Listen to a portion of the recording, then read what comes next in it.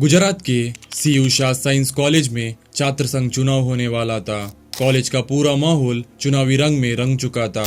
एक तरफ एबीवीपी के युवा कार्यकर्ता अमित शाह थे और दूसरी तरफ एनएसयूआई की एक महिला उम्मीदवार। चुनाव बेहद करीबी माना जा रहा था क्योंकि उस कॉलेज की चुनाव में बड़ी संख्या में महिला वोट डालने वाली थी। अमित शाह और उनके साथियों को लगा कि अगर सभी महिला एकजुट होकर वोट देती है तो जीतना मुश्किल हो सकता है। लेकिन तभी अमित शाह ने एक ऐसी रणनीति बनाई जिसकी चर्चा आज भी राजनीतिक गलियारों में सुनने को मिलती है। कहा जाता है कि चुनाव से एक दिन पहले उनके कुछ साथियों ने कई महिला छात्रों के घर फोन किया। उनके माता पिता से कहा गया, कल कॉलेज का माहौल बिगड़ सकता है, हंगामा या मारपीट भी हो सकता है, इसलिए अपनी बेटी को कॉलेज मत भेजिए। अगली सुबह कई महिलाएं कॉलेज पहुंची ही नहीं, उनके वोट पड़े ही नहीं। जब नतीजे घोषित हुए तो एबीवीपी के उम्मीदवार अमित शाह चुनाव जीत चुके थे। वो कोई साधारण छात्र नेता नहीं था, वो आगे चलकर भारतीय राजनीति के सबसे प्रभावशाली नेताओं में एक बना, जिसे आज कई लोग भारतीय राजनीति का चाणक्य कहते हैं। उस नेता का नाम है अमित अनिल चंद्र शाह। अमित शाह का जन्म 22 अक्टूबर 1964 को मुंबई में एक गुजराती व्यवसायी परिवार में हुआ था। हालांकि उनका जन्म मुंबई में हुआ, लेकिन उनका बचपन गुजरात के मेहसाणा जिले में बीता।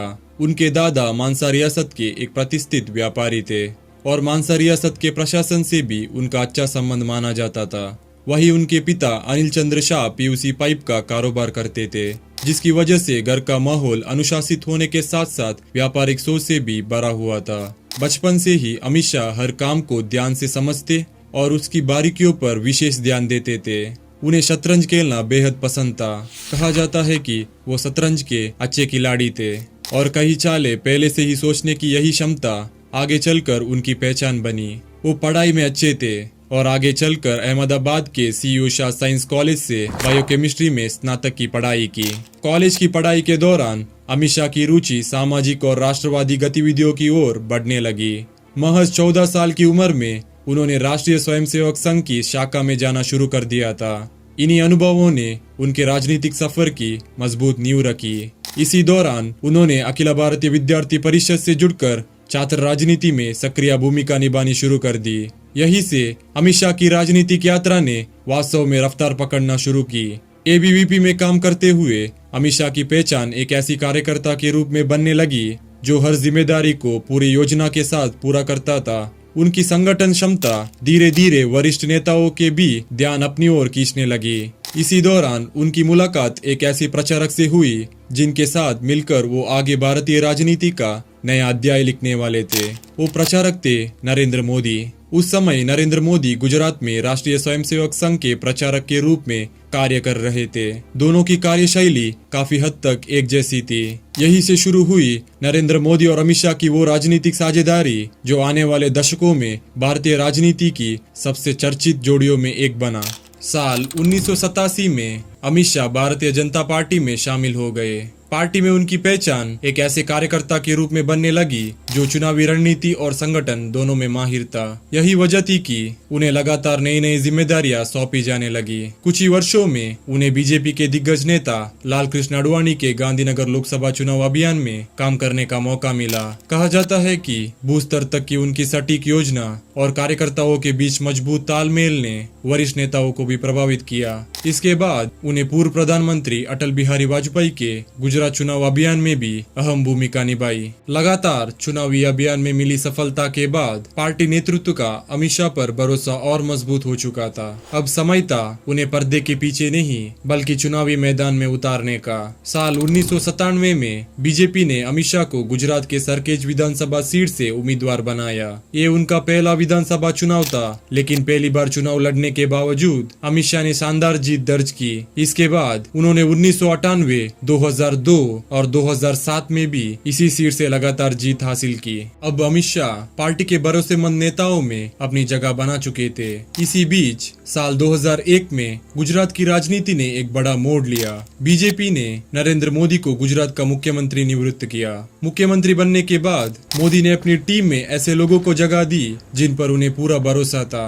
उनमें सबसे प्रमुख नाम था अमित शाह। शुरुआत में उन्हें कई महत्वपूर्ण विभागों की जिम्मेदारी सौंपी गई। समय के साथ उनके पास एक के बाद एक विभाग आते गए और कुछ ही समय में उन्हें गुजरात के सबसे महत्वपूर्ण विभागों में एक गृह विभाग की जिम्मेदारी भी सौंप दी गई। गृह विभाग संभालने के बाद अमित शाह का प्रभाव गुजरात की राजनीति में लगातार बढ़ने लगा। लेकिन साल 2010 में उनके राजनीतिक जीवन ने एक ऐसा मोड़ लिया जिसने पूरे देश का ध्यान अपनी ओर खींच लिया। सोहराबुद्दीन शेख मुठभेड़ मामले में सीबीआई ने अमित शाह पर आरोप लगाए और उन्हें गिरफ्तार कर लिया गया। ये घटना सिर्फ गुजरात ही नहीं बल्कि पूरे देश की राजनीति में चर्चा का विषय बन गई। कुछ समय बाद अमित शाह को अदालत से जमानत मिल गई, लेकिन जमानत के साथ एक शर्त भी जुड़ी थी। उन्हें कुछ समय तक गुजरात में प्रवेश करने की अनुमति नहीं थी। अपने ही राजनीतिक गढ़ से दूर अमित शाह ने वो दौर भी देखा जब उनके राजनीतिक भविष्य पर कई सवाल उठने लगे थे। लेकिन ये उनकी कहानी का अंत नहीं था। कानूनी राहत मिलने के बाद उन्होंने एक बार फिर गुजरात में वापसी की। गुजरात में वापसी के बाद अमित शाह के सामने खुद को एक बार फिर साबित करने की चुनौती थी। इसी दौरान साल 2013 में भारतीय जनता पार्टी ने नरेंद्र मोदी को आगामी लोकसभा चुनाव के लिए अपना प्रधानमंत्री पद का उम्मीदवार घोषित किया। इसके साथ ही 2014 के लोकसभा चुनाव की तैयारियां शुरू हो चुकी थी। ये चुनाव सिर्फ बीजेपी के लिए ही नहीं बल्कि अमित शाह के राजनीतिक भविष्य के लिए भी बेहद अहम होने वाला था। पार्टी ने देश के सबसे महत्वपूर्ण राज्य उत्तर प्रदेश की जिम्मेदारी अमित शाह को सौंपी। ये फैसला कई लोगों के लिए चौंकाने वाला था, क्योंकि उत्तर प्रदेश में बीजेपी लंबे समय से अपनी खोई हुई ताकत वापस पाने की कोशिश कर रही थी। लेकिन अमित शाह ने एक बार फिर अपनी रणनीति पर भरोसा किया। उन्होंने बूथ स्तर तक संगठन को मजबूत किया, कार्यकर्ताओं को नई जिम्मेदारी दी और पूरे राज्य में लगातार दौरे किए। जब चुनाव परिणाम आए तो बीजेपी ने उत्तर प्रदेश की 80 में से 71 सीटों पर जीत दर्ज की। इस जीत ने अमित शाह को राज्य स्तर की नेता से सीधे राष्ट्रीय राजनीति के सबसे प्रभावशाली रणनीतिकारों में ला खड़ा किया। उत्तर प्रदेश में मिली ऐतिहासिक जीत के बाद ये साफ हो चुका था कि अमित शाह अब सिर्फ एक चुनावी रणनीतिकार ही नहीं रहे थे।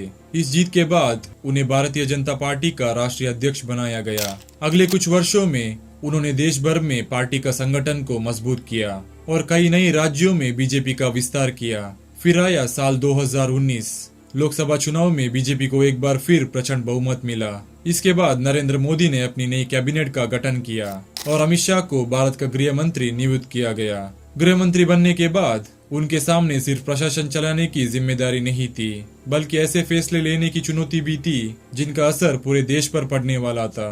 कुछ ही महीनों के भीतर उन्होंने संसद में एक के बाद एक ऐसे विधेयक और प्रस्ताव पेश किए जिन पर पूरे देश की नजर थी। आर्टिकल 370 को हटाने का प्रस्ताव, जम्मू कश्मीर पुनर्विंगडन विधेयक और नागरिकता संशोधन अधिनियम, इन फैसलों ने भारतीय राजनीति की दिशा बदल दी और अमित शाह की पहचान एक ऐसे नेता के रूप में और मजबूत कर दी जो बड़े और कठिन राजनीतिक फैसले लेने से पीछे नहीं हटता। एक कॉलेज चुनाव से शुरू हुआ ये सफर आज भारत की राजनीति के सबसे प्रभावशाली नेताओं में एक तक पहुंच चुका है। किसी के लिए अमित शाह एक कुशल संगठन करता है तो किसी के लिए भारतीय राजनीति के चाणक्य। लेकिन एक बात तो तय है, उन्होंने भारतीय राजनीति पर अपनी एक अलग छाप छोड़ी है।